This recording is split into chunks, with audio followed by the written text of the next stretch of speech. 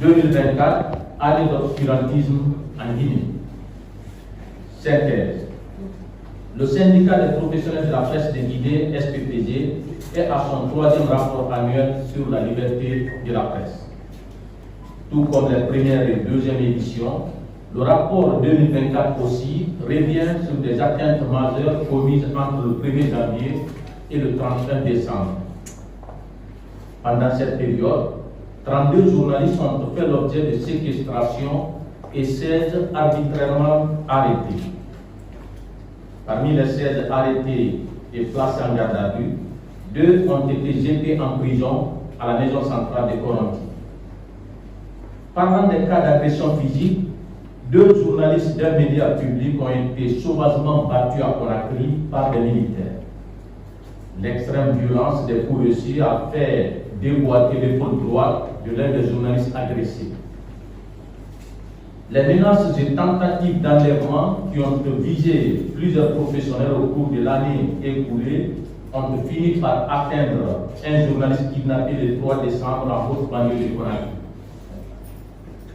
Avec cette autre façon de régler les comptes aux hommes des médias qui a pris de l'ampleur à partir du 2e semestre de l'année, au moins 4 professionnels ont fui le pays avant fin décembre. En matière de poursuites judiciaires, 2 des 3 procédures engagées contre des journalistes ont été traitées sur la base du code pénal au détriment de la loi sur la liberté de la presse qui les protège contre la prison. Sur le plan des mesures administratives liberticides, 4 radios et 2 télés privées sont fermées à Conakry par le ministère en charge de l'information depuis mai 2024, ainsi que leur démembrement en région.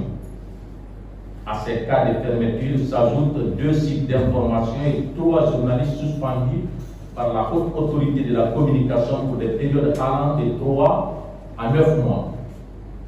Ce qui fait un total de 70 atteintes graves à la liberté de la presse en 2024 contre 23 l'année précédente. Il y a eu donc 47 cas de plus, soit 204% d'augmentation. Ces chiffres peu honorables, étendus sur l'année, donnent en moyenne près de 6 cas d'actes liberticides commis chaque mois. Parlant du nombre des atteintes recensées par zone, la capitale Conakry a encore battu le triste record pour la 3e année consécutive avec 67 cas sur les 70, soit 95,71% des dérives enregistrées en 2024. Conakry est suivi de la région administrative de Kankan qui compte 3 cas, l'un à Kankan-Ville et les 2 autres dans la commune urbaine de Mandiana. Conakry, le 4 février 2025, le Bureau national. Camarade, salut! Salut!